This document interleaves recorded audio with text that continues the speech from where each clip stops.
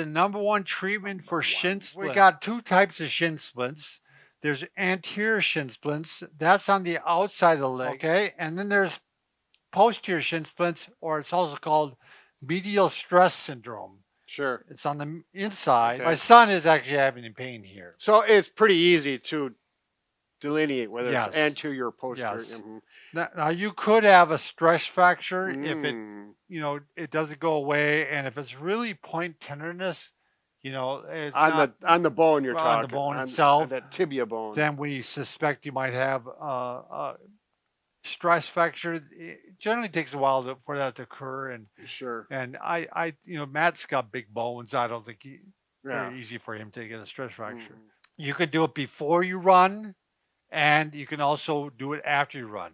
So you're talking about trying to massage the muscle, Massage and mobilize the muscle. So these muscles are connected to the tibia, the shin bone, if you will, and where it connects is where the problem is. And if we can loosen up the muscle fibers, it can be bound down. Now you're going to push down, and you're actually going to twist at the same time.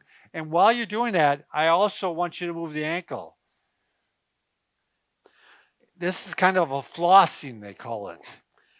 You're going to feel like if I just push the ball down and hold it, and then I move the ankle, you're going to feel it working harder. You can feel that muscle contracting in conjunction with the ball pressure. A little harder for the anterior tibialis. This is one I actually had trouble with, Brad.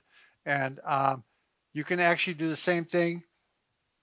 You can go up like this and push into it. You just can't get the pressure like you can the other way. Now, if you happen to have a 6-inch or 4-inch roller, is that another option? I don't think it's specific enough, Brad. You really need the point pressure on there. I do use a roller, and it's not as intense. Yep. Then I used a knobby roller, and that is intense enough. Right. Yeah, this really does the job. It really. Yep. Makes it a little more fun. I'll make you cry. So. But I do use a massager too. It's not, for me, for most people, it'll be probably aggressive enough to start. But I actually use the bullet one, Brad. I get in there and really push in there. Well, Bob, not everyone wants to beat the heck out of their body right off the bat. If you start out with this, maybe work up to that. You can hook up one of these middle loops like this, and you're going to bend the leg, because the posterior tibialis only flex the knee, you mean? Right. But you can also bring it out a little bit. Because the posterior tibialis brings it in like this. Yeah, so that inverts the foot. So you can stretch it like this. I have a feeling it might even work better with a shoe on, because it'll catch the rubber of the sole.